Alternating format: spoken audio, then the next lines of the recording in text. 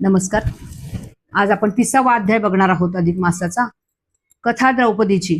श्रोते हो, पद्मपुराणाचा आधार घेत येथवर आपण त्या अधिक मासाचे गुणवर्णन श्रवण करीत वाचित ऐकत आलो आहे.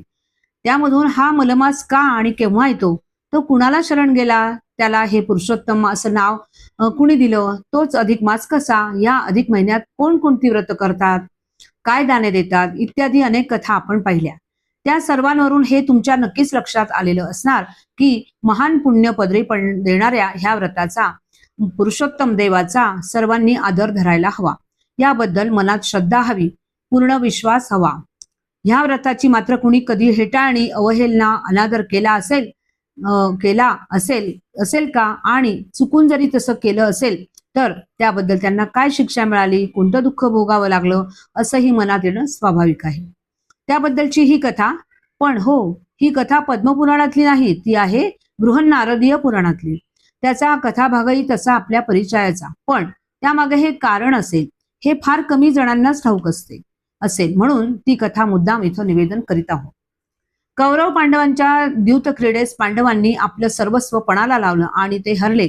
सर्व गेलं, राज्य गेलं, धनदौलत गेली, अधिकार गेले आणि पांडव वनवास भोगत काम्य कवनात जाऊन राहू लागले. एके दिवशी घरी आलेल्या श्रीकृष्णाला धर्मराजाधिक सर्व पांडवांनी विचारलं, कृष्णा, आमच्या नशिबी हा वनवास का?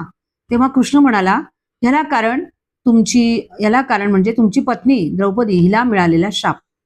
काय? द्रौपदीला शाप का? कशासाठी? कुणी दिला आणि कधी दिला? या सर्व प्रश्नांची उत्तरे देताना श्रीकृष्णाने त्यांना सांगितलं की द्रौपदी ही गतजन्मीच्या मेधावी ऋषींची कन्या. त्या जन्मीचं तिचं नाव होतं मेधावती. मेधावती लहान असतानाच तिची आई मरण पावली. पित्याने तिचा सांभाळ केला. आपल्या कन्येला सुयोग्य पती शोधत असतानाच मेधावी मरण पावला. पोरकी झाली. ती दूर एका अरण्यात जाऊन शंकराचं तप करू लागली. तेव्हा तिला भेटायला दुर्वास ऋषी आले. त्यांनी मेधावतीचं सांत्वन करून तिला महापुण्यकारक अधिक मास व्रत कर असा सल्ला दिला. पण मी शिवाची भक्ती करते, माझा भोलेनाथ मला सर्व देईल, मी श्रीहरीचं हे व्रत का करू? हरीला मी ओळखत नाही. हर हर महादेव हेच माझं दैवत आहे. मी त्यांच्याशिवाय अन्य कुणाला जाणत नाही, मानत नाही, इत्यादी शब्दात तिने व्रताची व पुरुषोत्तमाची हेटाळणी केली. दुर्वास ऋषींना तिचा राग आला. त्यांनी तू पुढील जन्मी राणी असूनही वनवासी होशील असा शाप दिला आणि ते निघून गेले. जाताना मेधावतीला उशाप देऊन गेले.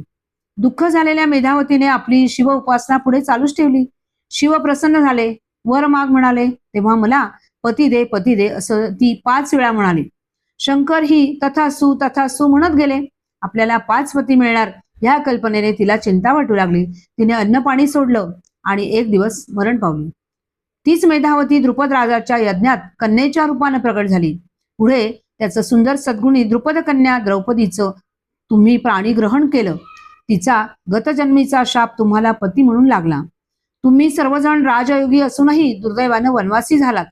ही कथा सांगितल्यावर पांडवांनी, आता आमचा उद्धार कशानं होईल, आम्ही काय व कोणती उपासना करू, असं श्रीकृष्णाला विचारलं. श्रीकृष्णाने त्यांना हेच अधिक मास महात्म्य सांगून स्नान, दान, तप, जप इत्यादी व्रत करायला सांगितले. पुढे अधिक मास येताच द्रौपदीसह पांडवांनी हे व्रत केलं, पूजा केली आणि उचित वेळी त्यांना त्यांचं राज्य परत मिळालंही. दुर्वासांचा शाप आणि उशाप दोन्हीही असे खरे ठरले. जय जय रघुवीर समर्थ.